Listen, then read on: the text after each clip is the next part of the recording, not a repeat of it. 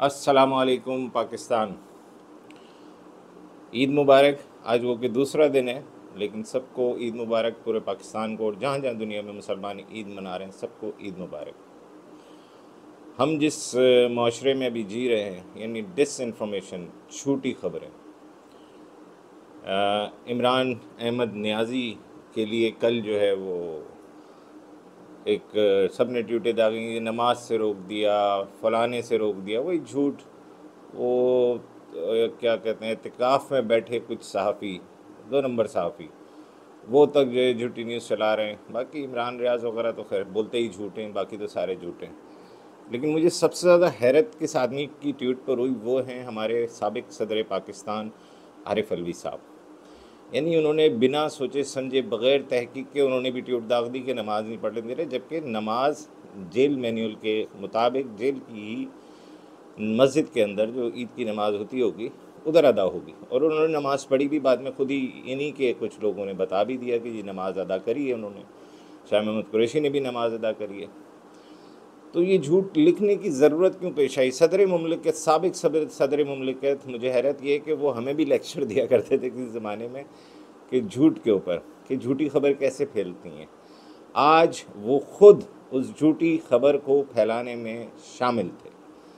हैरत इस बात की है। मतलब एक होता ना, कोई झूठ बोलता ही है, कोई साफ़ी, इमरान रियाज हो गए, दीगर हो गए, ये सब बोलते ही झूठ है ना।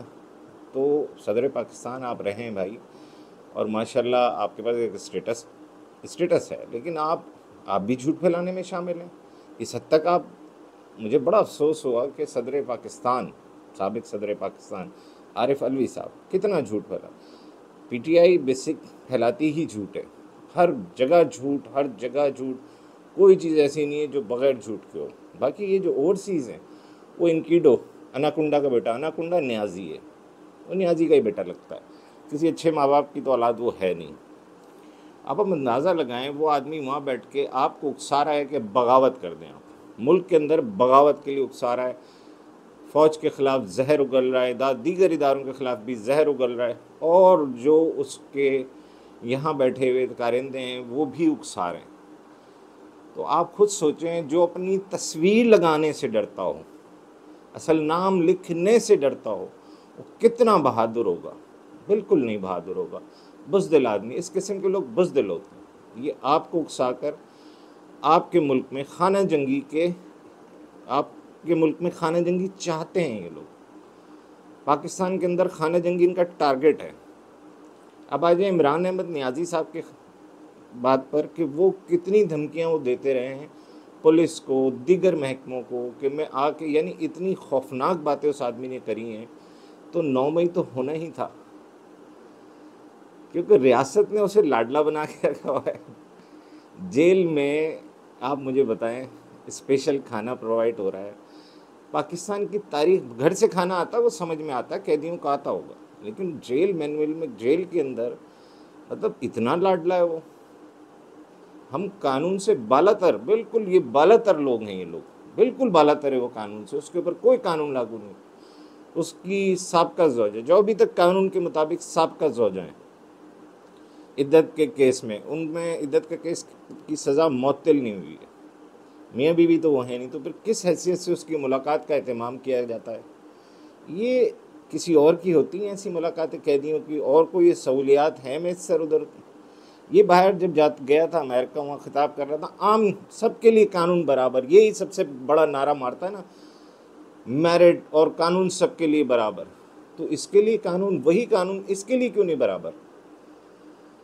इसी तरीके से और बहुत सारी चीज़ें हैं जो कानून से बालातर हैं। अब कल जो वाक़या होता है उसको इन्होंने इतना उछाला, वो पुलिस का और फौज का, जबकि उसमें से कुछ नहीं है ऐसा। लेकिन उस पर, मतलब ये खुद क्या करता रहा अपने दौर में? वो सारे बाहर बैठे ओवरसीज लोकल्स को जो है वो उकसा रहे हैं कि यूं कर दो, यूं कर दो। भाई पाकिस्तान है, मजाक नहीं है कोई। आप आए ना, तशरीफ़ लाएँ, आपकी तो हवा खुश्क होती है अपनी तस्वीर लगाने से भी, नाम लिखने से भी। और यहाँ आप चाहते हैं, ये व्यूज़ का चक्कर है सारा। झूठ फैलाओ, व्यूज़ लियो, ले जाओ, दौलत कमाए जाओ, झूठ बोल के सनसनी फैला के दौलत कमानी है इन्होंने। इनको शर्म नहीं आती है, बिल्कुल बेशर्म हो गए। तो पाकिस्तान में ये चीज़ बहरहाल आम हो गई है, फेक न्यूज़। तो इसको रोकना हुकूमत का काम है। हुकूमत का एक इदारा है FIA, ये उस साइबर क्राइम है, पैमरा मौजूद है। ऐसे लोगों पर आप पाबंदी क्यों नहीं आयद करते भाई? ऐसे लोगों को आप नोटिस कराएं, फिर पाबंदी लगाएं, उससे पूछें कि क्यों झूठ फैलाया, किसके कहने पे फैलाया ये झूठ। मैं आज अथर मनउल्लाह का एक स्टेटमेंट पढ़ रहा था कि जी सबूत इंतज़ामिया ने देने, इल्ज़ाम कोई भी लगा, सबूत इंतज़ामिया ने देने। कमाल नहीं हो गया? मैं जज साहब माजरत के साथ अथर मनउल्लाह साहब, अगर मैं आप पर कोई इल्ज़ाम आयद कर दूँ, वो झूठा हो या सच्चा हो, ये बात की बात है। यानी अगर वो झूठा और मैं इल्ज़ाम आयद कर दूँ, सबूत आपने देने। मैं झूठ बोल दिया आपके ख़िलाफ़, लेकिन सबूत आपने देने। ये कौन सी मंतक है? दुनिया में कहाँ होता है? अथर मनउल्लाह साहब माशाल्लाह आप सीनियर जज हैं, मोस्ट सीनियर जज में से हैं। कोई ऐसा नहीं है कि आप कोई छोटी अदालत की कोई DJ के जज हैं, डिस्ट्रिक्ट सेशन जज हैं, आप सुप्रीम कोर्ट के जज हैं। आपको ऐसे रिमार्क्स देते हुए भी सोचना चाहिए कि आप क्या कह रहे हैं। भाई जिसने इल्ज़ाम लगाया है वो सबूत देगा ना कि जी हमारे साथ ये हुआ है। जो 6 जजेस ने इल्ज़ाम आयद किया है तो उनके ऊपर सबूत लाजिम है कि वो सबूत दें कि जी हाँ ये देखें, ये हमारे पास सबूत हैं, ये पड़े हुए हैं। बहरहाल पाकिस्तान में कानून सारे मौजूद हैं, इम्प्लीमेंट नहीं है, किसी भी चीज़ पे इम्प्लीमेंट नहीं होता। उसको लाडला बना के रखा हुआ है। किसने बना के रखा हुआ है ये मैं इस बहस में नहीं जाता, लेकिन ये एक पाकिस्तान के लिए अच्छा अमल नहीं है। आप एक अजदे को पाल रहे हैं, वो कैदी है, उसको कैदी की तरह ट्रीट करें, अजदे नहीं पालें आप। ये ख़त्म करेंगे एलिट क्लास और गरीब को ये सहूलियात दी हुई हैं आपने जेलों में जो इसको दी हुई हैं। एक आम पाकिस्तानी अगर जेल में है और उसके पास ये सहूलियात हैं मैसर जो इसके पास है, नहीं है, तो खुदारा ऐसा कोई अमल ना करें जिससे पाकिस्तानी कौम बोले कि ये तो कानूनी दो हैं इस मुल्क में, अमीर के लिए अलग है, गरीब के लिए अलग है तो सही, साबित भी होता है बाज़ जगह। अदालतों को भी अपने रवैये पे सोचने की ज़रूरत है कि वो कैसे ऐसे हुक्म नाफिज कर देते हैं जो कि गलत हैं, कानून के मुताबिक नहीं है, वो कानून से बालातर हैं। इसी तरीके से गरीब का भी ख्याल रखें, फिर या तो गरीब को भी सहूलियात दे दें, वही वाली सहूलियात गरीब को भी दे दें, ख़त्म हो गई बात, फिर कानून बराबर हो गया सबके लिए। किसी एक पॉइंट पर किसी को सज़ा देने की इब्तदा तो करें, किसी अमीर को सज़ा तो दें। यहाँ तो सज़ाएं नहीं होती ना, मसला सारा ये है ना। प्लीज़ पाकिस्तान का ख्याल रखें। और आर्म फोर्सेस के जवानों को मेरा सलाम है कि वो बॉर्डर्स पे खड़े हुए ईद पर अपने प्यारों से जुदा हैं, अपने घर वालों से जुदा हैं। हमारे और आपके जैसे वो लोग हैं, अपने घर बार छोड़कर वो पाकिस्तान की हिफाजत पर मामूर हैं। अल्हम्दुलिल्लाह और पाकिस्तान हिफाजत में है। तो कितनी बड़ी ये कुर्बानी है कि वो अपनी खुशियों को मार कर पाकिस्तान की हिफाजत पर मामूर है। मेरी, आपकी, हम सब की हिफाजत हम में से ही हैं। वो कोई स्पेशल नहीं होते वो, लेकिन उनको स्पेशल उनकी नौकरी बनाती है, उनकी ये जो वर्दी है ये उनको बहुत स्पेशल बनाती है। वो अपनी जानें भी देते हैं इन दिनों में। जैसा कि आपने देखा रमज़ान में शहादतें हुई हैं हमारे सिपाहियों की, हमारे अफसरान की। तो खुदारा उनकी कदर करें। उसमें पुलिस भी आती है, उसमें सारे महकमे, सिक्योरिटी फोर्सेस के तमाम महकमे आते हैं, उन सब की कदर करें। ये आपके मुहाफ़िज़ हैं।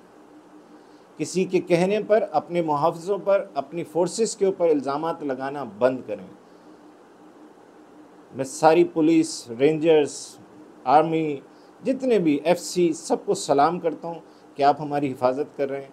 इन खुशियों, अपनी खुशियाँ मार कर हमारी हिफाजत पर मामूर हैं आप सलाम के मुस्तहिक़ हैं। और तमाम शहदाए पाकिस्तान को सलाम है जिन्होंने अपनी जानें कुर्बान करी इस मुल्क के लिए। उन सबको भी सलाम है, उनकी फैमिलियों को भी सलाम है। उनमें बड़ा सब्र है, बहादुरी है। अल्लाह पाक आप सबको खुश व आबाद रखे। आमीन सुम्मा आमीन। पाकिस्तान जिंदाबाद, पाक आर्मी जिंदाबाद।